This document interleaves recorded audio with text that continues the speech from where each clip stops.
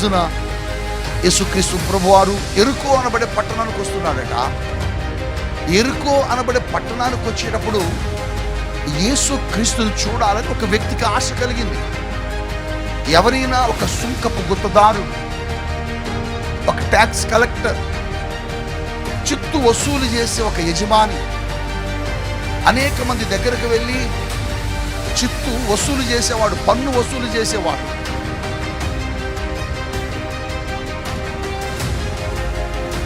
ఈ రోజున చాలా మంది యేసు ఎలా ఉంటాడో చూడాలనుకుంటున్నారు, యేసు ఎవరో చూడాలనుకుంటున్నారు, కానీ యేసు ఎవరో వారికి తెలియడం లేదు. యేసు ఎలాంటి వాడో అని చూడాలని ప్రయత్నం చేస్తున్నారు, కానీ యేసు ఎలా ఉంటాడో వారికి తెలియదు. ఈ రాత్రి పరిశుద్ధాత్మ దేవుడు నీకు చెబుతున్నాడు, యేసు ఎలా ఉంటాడో చెప్పబోతున్నాడు. యేసు ఎలాంటి దేవుడో నీతో సూటిగా మాట్లాడబోతున్నాడు.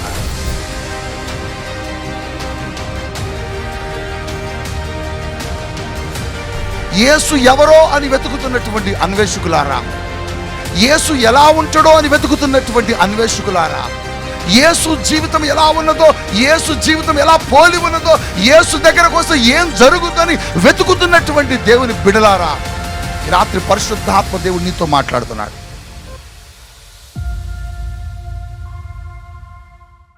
2025 సంవత్సరాల క్రితం యేసుక్రీస్తు ప్రభువారు ఈ భూమి మీద సువార్త పరిచర్య జరిగించారు. ఆయన సువార్త పరిచర్య జరిగించే దినాలలో ఆయన అనేక గ్రామాలకు వెళ్ళారు. నా వైపు మీరు చూడాలి. అనేక పట్టణాలకు వెళ్ళారు, అనేక స్థలాలకు వెళ్ళారు, అనేక నగరాలకు వెళ్ళారు. యేసయ్య వెళ్ళేటప్పుడు యేసు ప్రభు వారిని చాలామంది వెంబడించారు. ఆయన వెంబడిస్తూ ఆయన ద్వారా అద్భుతాలు పొందుకున్నారు. ఆయన వెంబడిస్తూ ఆయన ద్వారా ఆశ్చర్య కార్యాలు పొందుకున్నారు. ఆయన వెంబడిస్తూ బలమైన కార్యాలు పొందుకొని అనేక మంది స్వస్థతలు పొందుకొని జీవించారు. ఒక రోజున యేసుక్రీస్తు ప్రభువారు యెరికో అనబడే పట్టణానికి వస్తున్నాడట. యెరికో అనబడే పట్టణానికి వచ్చేటప్పుడు యేసుక్రీస్తుని చూడాలని ఒక వ్యక్తికి ఆశ కలిగింది. ఈ వాక్యం మీరు అనేక వేల లక్షల సార్లు వినుంటారు, కానీ పరిశుద్ధాత్మ దేవుడు ఎందుకనో ఈ మాటని మీతో మాట్లాడటానికి ఇష్టపడుతున్నాడు. ఎవరో ఒక ఆయనట, ఆయన పేరు జక్కయ్య అని మనం చదువుతాం బైబిల్లో. లూకా సువార్త 19వ అధ్యాయములో ఈయన చరిత్ర మనకు కనబడతా ఉంటుంది. యేసు ఎవరో చూడాలని బయలుదేరాడట. ఎవరైనా ఒక సుంకపు గుత్తదారుడు, ఒక ట్యాక్స్ కలెక్టర్, చిత్తు వసూలు చేసే ఒక యజమాని అనేక మంది దగ్గరకు వెళ్ళి చిత్తు వసూలు చేసేవాడు, పన్ను వసూలు చేసేవాడు.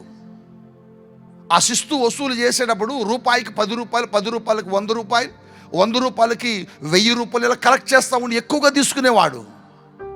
విస్తారమైన డబ్బు సంపాదించాడు, విపరీతమైనటువంటి తప్పు చేశాడు, సమాజాన్ని గాయపరిచాడు, ప్రజలను హింసించాడు, పీడించాడు. కోట్ల రూపాయలు ఆ దినాల్లోనూ సంపాదించుకున్నాడు కానీ నిద్ర పట్టటలే. పరుండుకుంటే మనశ్శాంతి లేదు, ఎక్కడికి వెళ్ళినా సంతోషంగా లేదు. ఆ శిస్తు కట్టించుకోవడానికి వెళ్ళేటప్పుడు చెట్టు కింద ఉన్నవాడు దగ్గరికి వెళ్తే వాడు సంతోషంగా ఉన్నాడు. శిస్తు కట్టించుకోవడానికి వెళ్ళేటప్పుడు ఆ ఇంటికి వెళితే వాడు ఆనందంగా కనపడుతున్నాడు. కానీ వసూలు చేసే ఇతనికి సంతోషం లేదు, వసూలు చేసి ఇతనికి ఆనందం లేదు. ఎందుకు నా జీవితంలో ఈ సంతోషం లేదు, ఎందుకు నా జీవితంలో ఈ ఆనందం లేదని ఆయన అన్వేషిస్తున్నాడు. అన్వేషించే వ్యక్తికి ఎవరో చెప్పారు, బాబో నీ జీవితంలో నీ సమస్య పరిష్కరించబడాలంటే యేసు దగ్గరకు నువ్వు రావాలి అని. గట్టిగా హల్లెలూయా, హల్లెలూయా, బిగ్గరగా చెప్పండి ఒకసారి, హల్లెలూయా. యేసు దగ్గరకు వస్తే ఏం దొరుకుద్దని చెప్పాడు. యేసు దగ్గరకు వస్తే నువ్వు వెతుకుతున్న శాంతి దొరుకుద్ది, నువ్వు వెతుకుతున్న సంతోషం దొరుకుద్ది, నువ్వు వెతుకుతున్న ఆనందం దొరుకుద్దని యేసును గుర్చుకునే విషయాలు విన్నాడు. అప్పుడు అనుకున్నాడు, ఆ జక్కయ్య యేసు ఎవరో చూడాలి, ఎలా ఉంటాడో చూడాలని పరుగులు తీసుకుంటూ వచ్చాడు. ఈ రాత్రి ప్రభునందు ప్రియమైన దేవుని పిల్లలారా, ఆ వాక్యాన్ని మీరు జాగ్రత్తగా చదివితే లూకా సువార్త 19వ అధ్యాయం 1వ వచనములో నుంచే ప్రారంభమవుతుంది. జక్కయ్యను గూర్చి యేసు ఎవరో చూడాలని బయలుదేరాడట. యేసు ఎలా ఉంటాడో చూడాలని బయలుదేరాడట. యేసు ఎలా ఉంటాడో, ఆయన ఎలాంటి తత్వము కలిగిన వాడో, ఎలాంటి మనస్సు కలిగిన వాడు చూడాలని బయలుదేరాడట. ఈరోజున చాలామంది యేసు ఎలా ఉంటాడో చూడాలనుకుంటున్నారు, యేసు ఎవరో చూడాలనుకుంటున్నారు, కానీ యేసు ఎవరో వారికి తెలియడం లేదు. యేసు ఎలాంటి వాడో అని చూడాలని ప్రయత్నం చేస్తున్నారు, కానీ యేసు ఎలా ఉంటాడో వారికి తెలియదు. ఈ రాత్రి పరిశుద్ధాత్మ దేవుడు నీకు చెబుతున్నాడు, యేసు ఎలా ఉంటాడో చెప్పబోతున్నాడు. యేసు ఎలాంటి దేవుడో నీతో సూటిగా మాట్లాడబోతున్నాడు. యేసు ఎవరో అని వెతుకుతున్నటువంటి అన్వేషకులారా, యేసు ఎలా ఉంటాడో అని వెతుకుతున్నటువంటి అన్వేషకులారా, యేసు జీవితం ఎలా ఉన్నదో, యేసు జీవితం ఎలా పోలి ఉన్నదో, యేసు దగ్గరకు వస్తే ఏం జరుగుతుందని వెతుకుతున్నటువంటి దేవుని బిడలారా, ఈ రాత్రి పరిశుద్ధాత్మ దేవుడు నీతో మాట్లాడుతున్నాడు. యేసు ఎవరో ఈ ప్రపంచానికి చెప్పాలి. ఎందుకు ఈ మహాసభలు, ఎందుకు ఈ యొక్క మిరాకల్ ఫెస్టివల్స్, ఎందుకు యేసు క్రీస్తు ప్రభు అద్భుతాల పండుగలంటే యేసు క్రీస్తు ఎవరో ప్రపంచానికి చెప్పాలనే ఉద్దేశమే. గట్టిగా చెప్పకూడదా? యేసు ఎవరో చెప్పడానికే మా ప్రయాణం, యేసు ఎవరో చెప్పడానికే మా తాపత్రయం, యేసు ఏమై ఉన్నాడో చెప్పాలనేది మా ఆశ, యేసు ఎందుకు ఈ లోకానికి వచ్చాడో చెప్పాలనేదే మా యొక్క ప్రయాణం. అవును బిడ్డ, యేసు ఎవరు అనే దాని గురించి యెషయా గ్రంథకర్త ఒక అద్భుతమైన మాట రాశాడు. 9వ అధ్యాయంలో చూద్దామా ఆ మాటను గురించి? 6వ వచనములో, ఏలయనగా మనకు ఒక శిశువు పుట్టెను, ఆయన మీద, ఆయన భుజముల మీద రాజ్యభారముండును. ఆయన గురించి చెబుతున్నాడు. ఆయనట ఎవరట చెప్పగలరా? ఆయన ఎవరట? ఆశ్చర్యకరుడు. నా వైపు చూడండి. ఆయన ఎవరు చెప్పండి? ఆశ్చర్యకరుడు. ఆయన ఎవరు చెప్పండి? ఆలోచనకర్త. హల్లెలూయా. మీరు చెప్పటలే, ఎవరట ఆయన? ఆశ్చర్యకరుడు, ఆలోచనకర్త, బలవంతుడైన దేవుడు, నిత్యుడగు తండ్రి. దేవునికి స్తోత్రం. ఆయన చెబుతున్నాడు ఆయన ఎవరో. ఈ లోకానికి వస్తున్న యేసు ఎవరో చెబుతున్నాడు. ఈ లోకానికి వస్తున్న యేసును గూర్చి ముందుగానే ఆయన స్టేట్మెంట్ ఇస్తున్నాడు. ఏమనంటే ఆయనట ఆశ్చర్యకరుడట, ఆయన ఆలోచనకర్తట. అవును, ఆయనకున్న పేరుల్లో శ్రేష్టమైన పేర్లు చాలా ఉన్నప్పటికీ ఈ రాత్రి దేవుడు నీతో చెబుతున్నాడు, ఆయన ఆలోచనకర్త అయిన దేవుడు. ఎందుకు ఆయన గురించి ప్రవక్త ఇలా మాట్లాడుతున్నాడంటే, ఆయన ఆలోచించే దేవుడు. ఎవరి గురించి? నీ గురించి, నా గురించి. బిడ్డా, నీ తల్లి నీ గురించి ఆలోచించకపోవచ్చు, నీ తండ్రి నీ గురించి ఆలోచించకపోవచ్చు, నీ బంధువులు నీ గురించి ఆలోచన చేయకపోవచ్చు, నీ కుటుంబీకులు నిన్ను గూర్చి ఆలోచన చేయకపోవచ్చు, నీ స్నేహితులు నిన్ను గూర్చి ఆలోచన చేయకపోవచ్చు, కానీ నిన్ను గూర్చి ఆలోచించేవాడు ఈ భూమి మీద ఒక ఆయన ఉన్నాడు. ఆయన పేరే నజరేయుడైన యేసుక్రీస్తు. గట్టిగా చెప్పకూడదా? అవునండి. ఒక్కొక్కసారి మన గురించి మన కుటుంబీకులే ఆలోచన చేయరు, ఒక్కొక్కసారి మన గురించి మన ప్రక్కన ఉన్న వాళ్ళు కూడా ఆలోచన చేయరు, ఒక్కొక్కసారి మన గురించి మన కన్న తల్లిదండ్రులు ఆలోచన చేయరు, ఒక్కొక్కసారి నిన్ను కట్టుకున్న భర్త కూడా నిన్ను గురించి ఆలోచన చేయడు, ఒక్కొక్కసారి నిన్ను కట్టుకున్న నీ భార్య కూడా ఆలోచన చేయదు, ఒక్కొక్కసారి నీవు కన్న పిల్లలు కూడా నీ గురించి ఆలోచన చేయరు. కష్టాల్లో ఉన్నప్పుడు, శ్రమల్లో ఉన్నప్పుడు, బాధల్లో ఉన్నప్పుడు, వ్యాధుల్లో ఉన్నప్పుడు, రోగాలతో ఉన్నప్పుడు, సమస్యలతో ఉన్నప్పుడు నిన్ను గురించి ఆలోచించే మనుషుడి భూమి మీద ఎక్కడ లేడు బిడ్డ. నీ దగ్గర అన్నీ ఉన్నప్పుడు వస్తారు నాన్న, నువ్వు అన్నీ కలిగి ఉన్నప్పుడు వస్తారు, నువ్వు సమృద్ధిగా ఉన్నప్పుడు వస్తారు, సంతోషంగా ఉన్నప్పుడు వస్తారు, ఆనందంగా ఉన్నప్పుడు వస్తారు. కానీ కష్టాల్లో ఉన్నప్పుడు నీ దగ్గరికి ఎవరు రారు బిడ్డ. నిన్ను గురించి ఆలోచించేవాడు ఉండడు. అప్పుడప్పుడు నువ్వు చెబుతుంటావు కదా, నన్ను గురించి ఆలోచించేవారు కనబట్టలే, నన్ను గురించి ఆలోచించే వాళ్ళు ఎవరు నాకు లేరు. ఒంటరి జీవితం అండి, ఒంటరి బ్రతుకండి. ఎందుకు బ్రతుకుతున్నాడో తెలియడంలో, చనిపోతే పోలేని ఎన్ని మార్లు చనిపోవాలనుకున్నావు. అవును, నీ కష్టాల గురించి నీ గురించి ఆలోచించేవాళ్ళు లేడు, నీ శ్రమలలో నిన్ను గురించి ఆలోచించేవాళ్ళు లేడు, నీ బాధలలో నిన్ను గురించి ఆలోచించేవాళ్ళు లేడు. అందరూ నీ దగ్గర బాగున్నప్పుడు వస్తారు బిడ్డ, అన్నీ కోల్పోతే నీ దగ్గరికి ఎవరు రారు. నువ్వు ఎదురైతే తప్పుకొని వెళ్ళిపోతారు. నువ్వు ఫోన్ చేస్తే స్విచ్ ఆఫ్ చేస్తారు. నీ దగ్గర ఏమీ లేకపోతే నువ్వు కలిస్తే ముఖాన్ని తిప్పుకొని వెళ్ళిపోతారు. నిన్ను గురించి ఆలోచించేవాడే లేడు.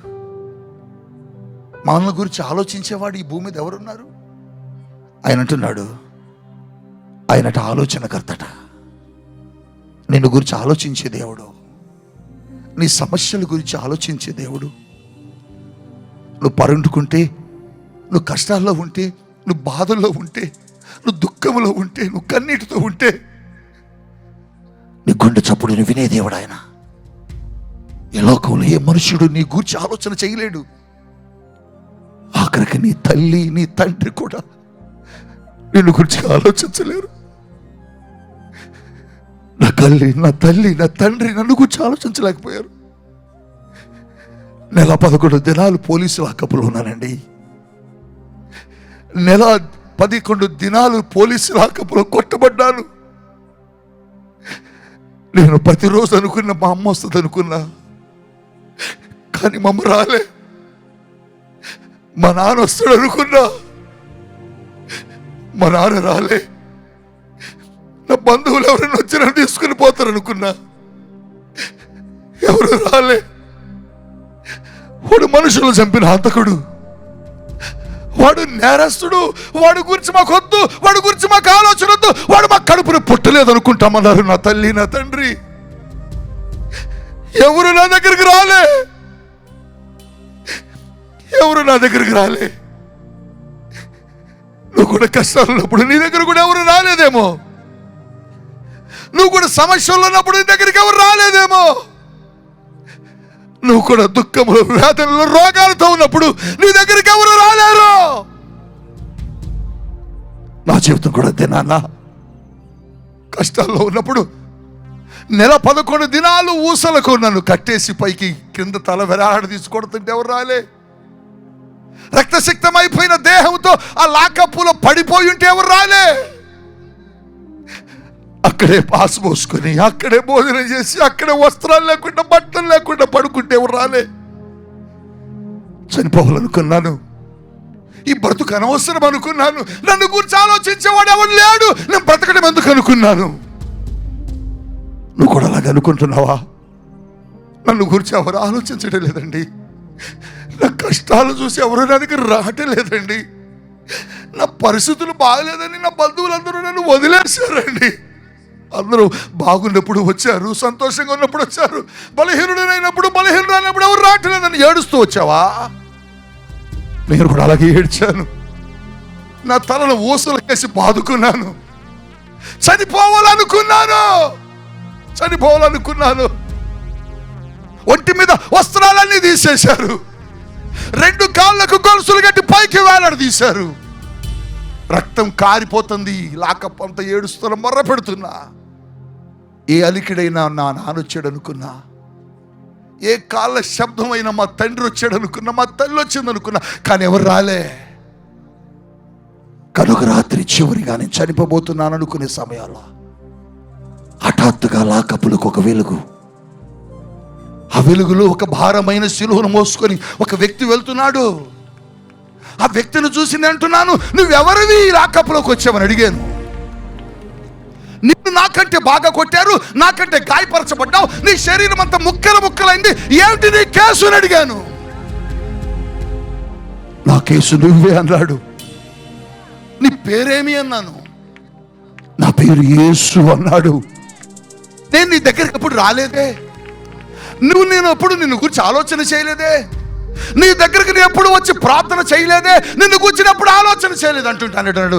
నువ్వు నన్ను గురించి ఆలోచన చేయలేదు, కానీ నిన్ను గురించి నేను నిత్యము ఆలోచన చేస్తున్నాను. నేను ప్రేమిస్తున్నాను. నువ్వు నాకు ఇష్టం. నిన్ను బతికిస్తాను.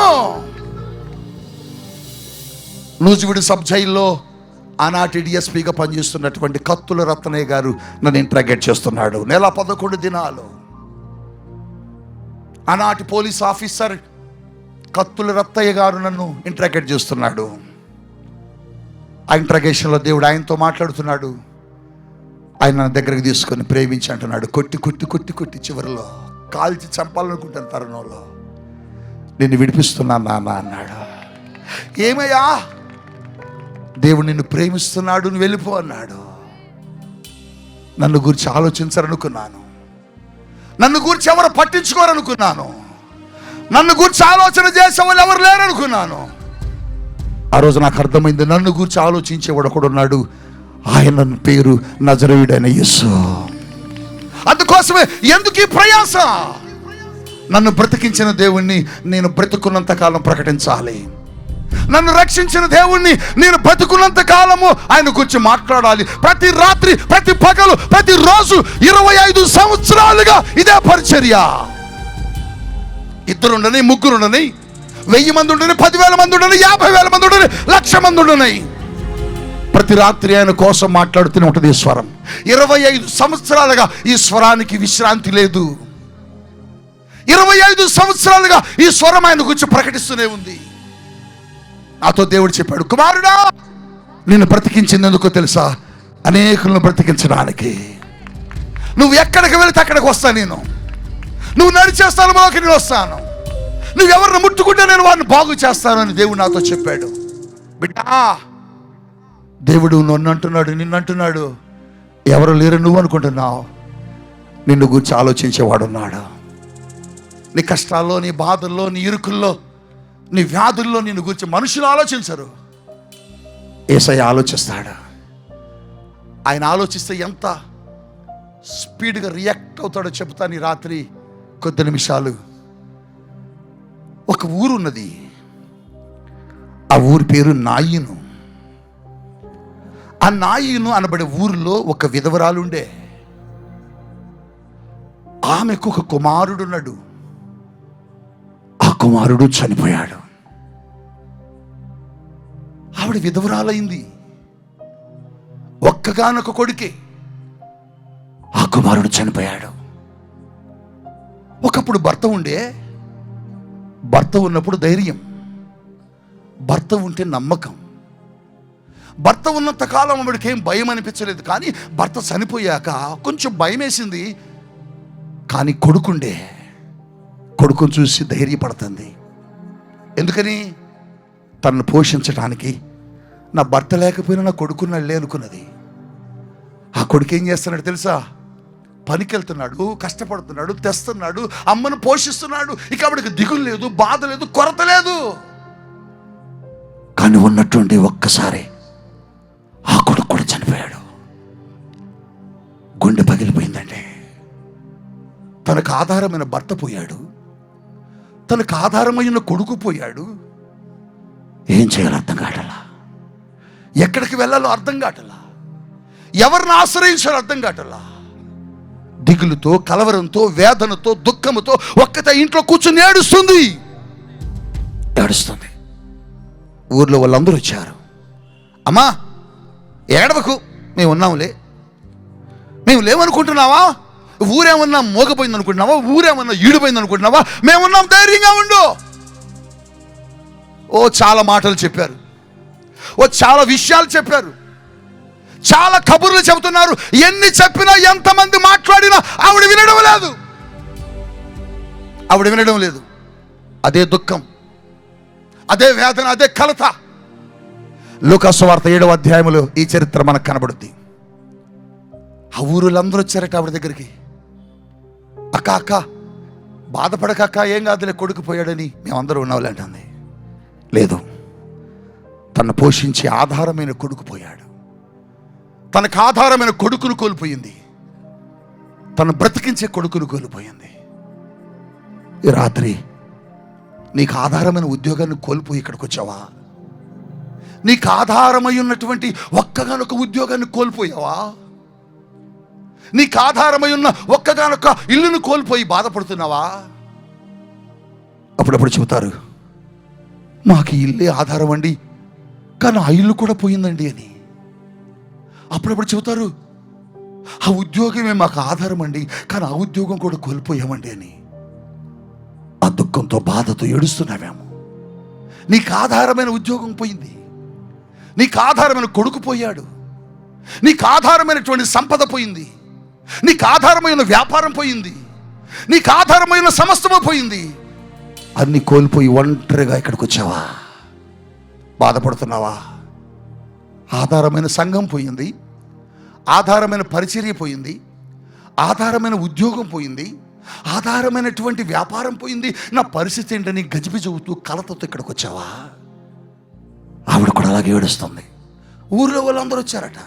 మేము ఉన్నాంలే, ఎందుకు ఏడుస్తున్నావు బా, ఏం బాధపడుకుంటున్నారట. ఎంతమంది ఎన్ని చెప్పినా కొద్దిసేపే తప్ప శాశ్వత కాలము తనను ఆదరించలేరు కదా, ఓదార్చలేరు కదా. అవును, శాశ్వత కాలం ఏ మనుష్యుడు మనల్ని ఆదరించలేడు, శాశ్వత కాలం ఏ మనుష్యుడు మనల్ని పోషించలేడు. ఆవిడ బాధ అదే. నువ్వు 2 రోజులు ఉంటావు నాన్న, తర్వాత ఎవరుంటారు? నువ్వు 3 రోజులు పెడతావు నాన్న, తర్వాత ఎవరు పెడతారు? అవును కదా. కొడుకుకున్న ఉన్నంత ధైర్యం బయటోడు ఇవ్వలేం కదా. ఏడుస్తుంది. అప్పుడప్పుడు నీ జీవితంలో కూడా నీ ప్రక్క వాళ్ళు వచ్చి ఓదార్చిన నీకు ఓదార్పు రాటలే, ధైర్యం రాటలా, బాధ, కన్నీరు, దుఃఖం. ఆమె ఏడుస్తుంది. అలాగ వచ్చావా ఇక్కడికి? అలాంటి వేదనతో ఇక్కడికి వచ్చావా? అన్నీ కోల్పోయానండి, నా బ్రతుకు అర్థం కావట్లేదండి. ఉన్న ఉద్యోగం పోయింది, ఉన్న ఇల్లు పోయింది, లేకపోతే ఉన్న డబ్బు పోయింది, ఉన్న వస్తువు పోయింది, ఉన్న సంపదలన్నీ పోయాయి. ఇప్పుడు నేనేం చేయాలి అర్థం కావట్లేదండి. ఆవిడ కూడా అర్థం కావట్లే, ఆవిడ కూడా ఏం అర్థం కావట్లే. అందరూ వచ్చారు, అక్క అక్క లేపుదాం, శవాన్ని తీసుకెళ్ళిపోవాలక్క, తీసేయి అంటున్నారు. ఏడుస్తుంది. ఆమెకు ధైర్యం రాటలా, గుండె పగిలిపోతుంది, గుండె వేదనతో ఉన్నది, గుండె బరువెక్కాడుస్తుంది. ఆ శవాన్ని ఆ ఊరు వాళ్ళందరూ లేపారట. లేపి భుజాన్ని వేసుకొని ఊరు బయటికి వెళ్తున్నారు. ఊరు బయటికి వెళ్తుంటే ఆమెతో వాళ్ళందరూ ఉన్నారు కానీ ఆమెకు ధైర్యం రాటలే, ఆమెతో వాళ్ళందరూ ఉన్నారు కానీ ఆమెకు ధైర్యం సరిపోవటలే. ఏడుస్తుంది, ఏడుస్తుంది, ఏడుస్తుంది.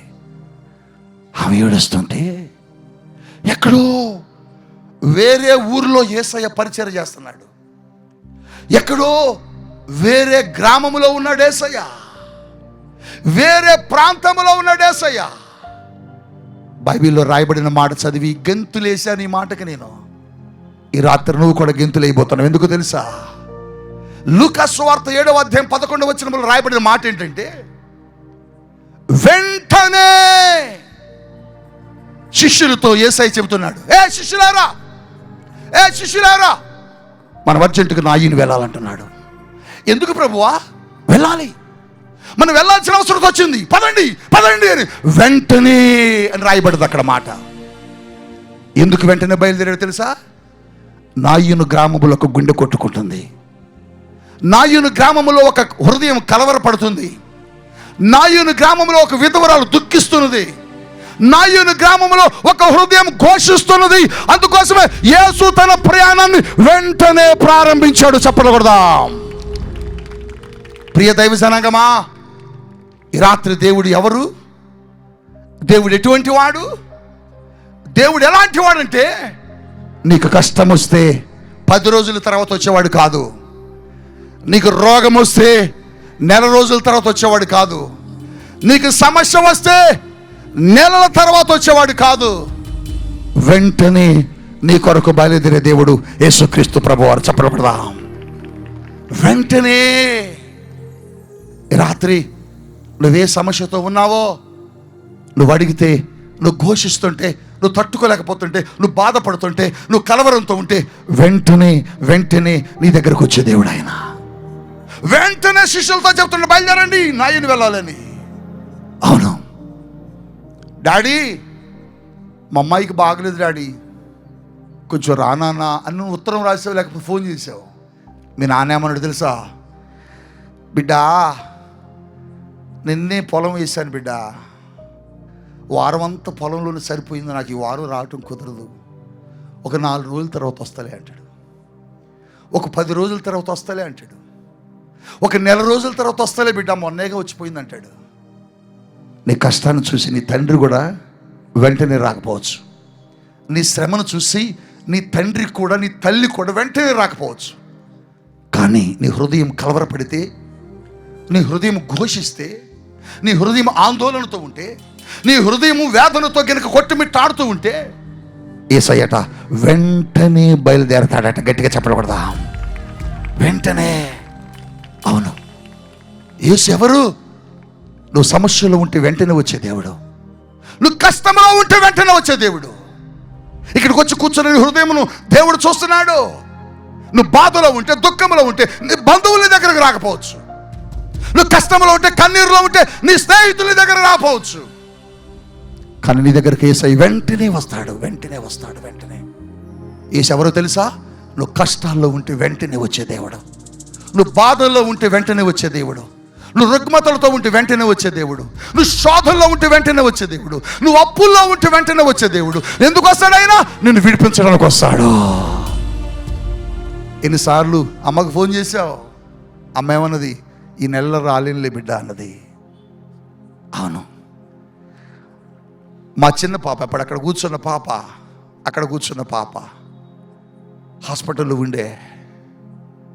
మా నాన్నకి ఫోన్ చేశా. సాయంత్రం 7 గంటలకు ఫోన్ చేస్తాడు. ఇప్పుడు రాలేను రా అన్నాడు. మా అమ్మకు ఫోన్ చేశా. ఇప్పుడు రాలేం బిడ్డ అన్నది. ఎవరు లేరు మాకు. పసిపాపను పట్టుకుని రోడ్డు మీద నిలబడ్డాం. ఘోషిస్తున్నా. 20 రూపాయల మెడిసిన్ కొంటానికి మా దగ్గర డబ్బులు లేవు. సేవ ప్రారంభం, కష్టాలు. అందరి దగ్గరికి తిరిగాను. ఎవరెవలే.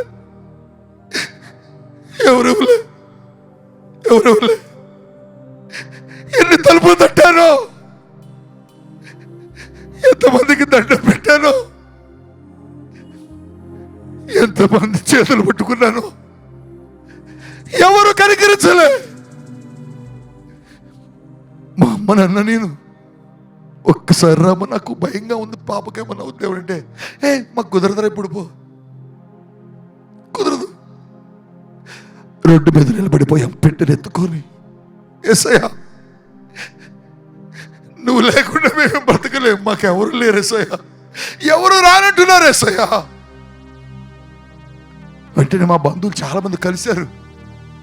అందరితో చెప్పాను కొంచెం రాండి అని. ఎవరు రాలే. ఘోషించాను, రోడ్డు మీద నిలబడి మొర్ర పెట్టాను. రాలా. కానీ ఒక్కసారి మోకరించి రోడ్డు మీద ఆయన సన్నిధిలో ప్రార్థన చేసి ఆయన వైపు చూస్తే వెంటనే ఆయన మాకు సమాధానం ఇచ్చాడు. గట్టిగా చెప్పడం కొట్టండి. ఈ రాత్రి ఎందుకు ఈ మాట మీకు చెబుతున్నానంటే, మనుష్యులు నీ దగ్గరికి వెంటనే రారు. అప్పులైపోయాను ఫోన్ చేసి వస్తారు. నాన్న పొలం అమ్మాను, ఒక 5 లక్షలు ఉన్నాయని చెప్పు, వెంటనే వస్తారు. ఇది మనిషి స్వభావం, అది మనిషి యొక్క లక్షణం.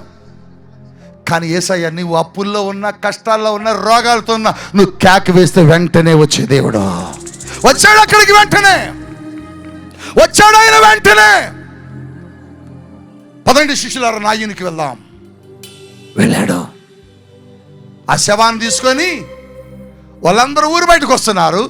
నా వైపు చూడండి, వాళ్ళందరూ ఊరు బయటకు వస్తున్నారు. ఊరు లోపలికి యేసయ్య వస్తున్నాడు. గట్టిగా చప్పలు కొట్టండి. మరలా చూడండి, మరణం ఊరు బయటికి వెళ్తుంది, జీవం ఊరి లోపలికి వస్తుంది. అంతమంది ఉన్నా ఏడుపు ఆపలేమా? ఎందుకంటే ఆమె హృదయ వేదన ఎవరు చూడలే, ఆమె హృదయ తపన ఎవరు చూడలే, ఆమె హృదయ ఘోష ఎవరికి అర్థము కాల. అప్పుడప్పుడు మనం ఇలాగే అనుకుంటాం. మన హృదయ ఘోష ఎవరికి అర్థం కాదు, మన హృదయ తపన ఎవరికి అర్థం కాదు, మన హృదయంలో భారం ఎవరు చూడలేరు. యేసయ్య చూసి, ఎక్కడో ఉన్న యేసయ్య నాయనకు వచ్చాడు. ఆమె దగ్గరికి వెళ్ళాడు. ఆమెను అలా చూస్తున్నాడు. అమ్మా, అయ్యా ఏడవకు. లేదయ్యా, ఒక్కడేనయ్యా నాకు. నేను ఎలా బ్రతకాలో అర్థం కావట్లే, నేను ఎలా పోషించబడాలో నాకు అర్థం కావట్లేదయ్యా. నేనున్నా, నువ్వు భయపడకని ఆ చనిపోయిన కుమారుణ్ణి అలా ముట్టుకున్నాడట, అలా తాకాడట. ఓ రాబాషా కథ. చిన్నవాడా లే అనగానే ఆ చనిపోయిన కుమారుడు దిక్కును లేచి కూర్చున్నాడు. చెప్పకూడదా? బిడ్డ ప్రాణం వచ్చింది, లేచి కూర్చున్నాడు, బ్రతికాడు. ఆ కొడుకుని తీసుకొని తల్లి దగ్గరకు వచ్చి, అమ్మా వీడి కోసం ఏడుస్తున్నావు? వీడు పోయాడని నీ పరిస్థితి ఏంటా అని దుఃఖముతో కుమిలిపోతున్నావా? ఇదిగో నీ కుమారుడు పోని అప్పగించాడా. ఏ సమస్యతో వచ్చింది, ఆ సమస్య పరిష్కరించబడ్డది. ఏ దుఃఖంతో వచ్చింది, ఆ దుఃఖం పరిష్కరించబడ్డది. ఈ రాత్రి నువ్వే కష్టంతో ఇక్కడికి వచ్చావు. ఈ మీటింగులు 3 రోజుల తర్వాత, ఈ మీటింగులు 10 రోజుల తర్వాత, ఈ మీటింగులు 1 నెల రోజుల తర్వాత కాదు. ఇప్పుడే నువ్వు స్వస్థత పొందుకొని వెళ్తావు, ఇప్పుడే నువ్వు అద్భుతం పొందుకొని వెళ్తావు, ఇప్పుడే నువ్వు ఆశ్చర్యమైన కార్యం పొందుకొని వెళ్తావు. ఆయన అంటున్నాడు, వెంటనే బయలుదేరాడట. ఆ తల్లి కన్నీటిని తుడిచాడు, ఆ దుఃఖాన్ని తీసివేశాడు, ఆ తల్లిని సంతోషంగా పంపించాడు. ఆయన నువ్వు పిలిస్తే, నువ్వు దుఃఖంతో ఉంటే, వేదనతో ఉంటే, నీ తండ్రి కొన్ని రోజుల తర్వాత వస్తాడు. నీ భర్తకు నువ్వు ఫోన్ చేయి, ఎప్పుడన్నా కష్టంలో ఉన్నానండి అని, త్వరగా రండి అని. ఆగా, ఓ పొద్దా ఫోన్ చేస్తావు, విసిగిస్తావు, 4 రోజుల తర్వాత వస్తాలే అంటాడు. నీ భర్త రాడు, నీ తల్లి రాదు, నీ తండ్రి రాడు, నీ భార్య రాదు, నీ బిడ్డలు కూడా నీ దగ్గరకు రాదు త్వరగా. రే నాన్న హాస్పిటల్లో ఉన్నావురా, కొంచెం రారా అని చెప్తే, ఎక్కడమ్మా పిల్లలు ట్యూషన్లు, శాలరీ రాలేదు, జీతం తీసుకోలేదు, చాలా కష్టంగా ఉంది, మా ఆఫీసులో మమ్మల్ని ఒప్పుకోట్లే కనుక నేను రాలేనంటాడు. కరోనా టైంలో ఎంతమందిని చూసాం మనం. తల్లిదండ్రులు చనిపోతే పిల్లలు ఇతర దేశాల్లో ఉండి పిల్లలు చెబుతున్న మాట ఏంటంటే, మున్సిపాలిటీ వాళ్ళకి ఫోన్ చేసి, మా నాన్నని మా అమ్మని బారేయండి, మీకు డబ్బులు వేస్తామంటున్నారట. రాలేకపోయారు. వాళ్ళ ప్రేమ అలాంటిది. కానీ ఒక తల్లి ఘోష, ఒక తల్లి హృదయ తపన యేసయ్య చూసి వెంటనే వచ్చాడండి. వెంటనే ఈ రాత్రి నీ జీవితంలో కూడా వెంటనే వస్తున్నాడు. ఆయన వెంటనే బయలుదేరతాడు, నిన్ను దర్శిస్తాడు, నిన్ను బాగు చేయడానికి, నిన్ను స్వస్థపరచడానికి, నీ జీవితంలో నీ అవసరతలు తీర్చడానికి వెంటనే వచ్చే దేవుడై ఉన్నాడు. ఈ రాత్రి నువ్వు ఏ దుఃఖంతో ఇక్కడికి వచ్చావు, ఏ బాధతో ఇక్కడికి వచ్చావు, ఏ కన్నీటితో ఇక్కడికి వచ్చావు, ప్రభు నిన్ను ఇప్పుడే తాకబోతున్నాడు. ప్రభు నిన్ను ఇప్పుడే స్వస్థపరచబోతున్నాడు. ప్రభు నీ జీవితంలో బలమైన కార్యము చేయబోతున్నాడు. ప్రభు నీ జీవితంలో బలమైన మహిమ కార్యాన్ని జరిగించబోతున్నాడు. నీకోసం నేను ప్రార్థన చేయబోతున్నా. దేవుడు నీ జీవితంలో ఒక బలమైన కార్యాన్ని చేయడానికి ఇప్పుడే కదలబోతున్నాడు. ఎప్పుడో కాదు, 2 దినాల తర్వాత కాదు, 3 దినాల తర్వాత కాదు. వారినట బబులోను దేశంలో అగ్నిగుండములో వేశారట. ఎక్కడేశారు బిడ్డ? చెప్పండి, ఎక్కడేశారు? అగ్నిగుండములో. వాళ్ళు అగ్నిగుండములో వేస్తామంటే రాజుతో వాళ్ళు అంటున్నారు, నువ్వు అగ్నిలో వేసినా పర్వాలే, మా దేవుడు మమ్మల్ని రక్షిస్తాడు. ఎప్పుడు వస్తాడో మీ దేవుడు, నువ్వు వెయ్యి చూద్దాం, ఎప్పుడు వస్తాడో చెబుతామన్నారు. భయం లేదా మీకు అన్నారు, భయం లేదన్నారు. మీకేం కలవరం లేదా? కలవరం లేదు. అయితే అగ్నిలో వేస్తున్నామన్నారు. అగ్నిలో వేశారు. అగ్నిని 7 రెట్లు చేశారు. అగ్నిలో వేస్తే అగ్నిలోకి 3 రోజుల తర్వాత వచ్చాడా? 1 నెల రోజుల తర్వాత వచ్చాడా? ఎప్పుడు వచ్చాడు? అగ్నిలోకి వారిని విసరక మునిపే వచ్చాడట. గట్టిగా హల్లెలూయా. వెంటనే వచ్చాడు ఆయన. ఒకవేళ వారు ఆయన ఆలస్యమైనట్లయితే వారు కాలిపోయేవాళ్ళే. వాళ్ళు కాలలేదంటే అర్థం ఏంటంటే, వానికంటే ఆయన అగ్నిగుండములకు వెంటనే ముందుగా వచ్చాడు. నీ సమస్యల్లో వెంటనే నీ దగ్గరకు వచ్చే దేవుడు, నీ కష్టాల్లో నీ దగ్గరకు వచ్చే దేవుడు, నీ వ్యాధుల్లో నీ దగ్గరకు వచ్చే దేవుడు, నీ బాధల్లో నీ దగ్గరకు వచ్చే దేవుడు. నువ్వు కన్నీరు కారుస్తూ ఏడుస్తూ ఒంటరిగా కూర్చుంటే నీ దగ్గరికి ఎవరు రాకపోయినా వచ్చే దేవుడు యేసు ప్రభువారు. అవును, మా దగ్గరకు వచ్చాడు. మా బ్రతుకులు మార్చాడు, మా జీవితాన్ని మార్చాడు, మా పరిస్థితులు మార్చాడు ఆయన. ఈ రాత్రి నిన్ను కూడా తాకుతాడు, నిన్ను కూడా బాగు చేస్తాడు, నీ పరిస్థితులు కూడా మారుస్తాడు. అందుకోసమే ఈ సభలో 2 దినాల తర్వాత కాదు, 3 దినాల తర్వాత కాదు, 10 దినాల తర్వాత కాదు, ఇప్పుడే నువ్వు అద్భుతం పొందుకొని వెళ్తావు. ఆయన వెంటనే వస్తాడు. అందుకోసమే ఆయన ఎవరంటే, జక్కే చుట్టానికి వెళ్ళాడు, ఎవరో వెంటనే వచ్చే దేవుడు అండి. నిన్ను గురించి ఆలోచించే దేవుడు అండి. నిన్ను గూర్చి దిగులు చెందే దేవుడు అండి. ఆయన అంటాడు పేతురు పత్రికలో, ఇదిగో మీరెందుకు చింతిస్తున్నారు, మీ చింత యావత్తు యేసు మీద వేయండి, ఆయన మిమ్మల్ని గూర్చి చింతిస్తున్నాడట. నీ తల్లి, నీ తండ్రి, నీ బంధువులు నిన్ను గురించి చింతించలేదు, కానీ నిన్ను గురించి ఆలోచించే దేవుడు ఉన్నాడు. ఆయన పేరు నజరేయుడైన యేసు. ఆయన కావాలా? ఆయన నీవు నమ్ముతావా? ఆయన నీ జీవితంలో వెంటనే వస్తాడని నీకు నమ్మకం ఉందా?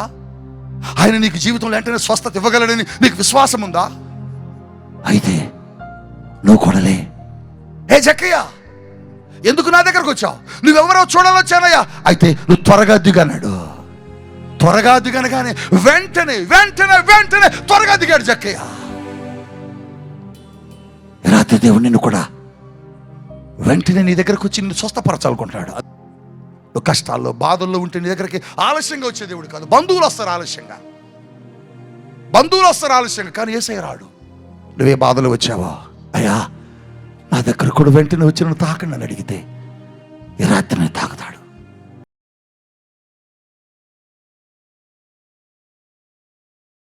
Thank you father. పరిశుద్ధ మహోన్నతులకు దేవా నీకు వందనాలు, స్తోత్రాలు చెల్లిస్తున్నాం. నీ ఘనమైన బలమైన నామానికి వందనాలు దేవా. నాయనా, నీ సేవకుడికి నువ్వు ప్రత్యక్షతనిచ్చి ఈ విజయవాడ పట్టణంలో జీసస్ మెరాకిల్ ఫెస్టివల్స్ నువ్వు నాయనా ఏర్పరచడానికి కృప చూపినందుకు వందనాలు నాయనా. ఈ యొక్క మొట్టమొదటి దినమునే ఇక ప్రభా నాయన పరిశుద్ధాత్మ దేవా నువ్వు కదులుతూ అయ్యా నాయన నీ ప్రజలను దర్శించినందుకు వందనాలయ్యా. నా దేవానికే స్తోత్రాలు. అవునయ్యా, నీ ప్రజలు ఎవరైతే సమస్యలు ఉన్నారో, ఎవరైతే బాధల్లో ఉన్నారో, ఎవరైతే కష్టాల్లో ఉన్నారో, ఎవరైతే వ్యాధుల్లో అలమటిస్తున్నారో, ఎవరైతే కన్నీటి లోయలు ఉన్నారో వారి దగ్గరికి కదిలే దేవుడివి. వెంటనే బయలుదేరుతాం. మా అనుకున్నవారు సమస్యలు మేము ఉన్నప్పుడు మా దగ్గరికి ఎవరు రారయ్యా. అమ్మని ఎవరు పలకరించరయ్యా, ఎవరు మమ్మల్ని ఆదరించరయ్యా, మా కోసం ఎవరు కదిలి రారయ్యా.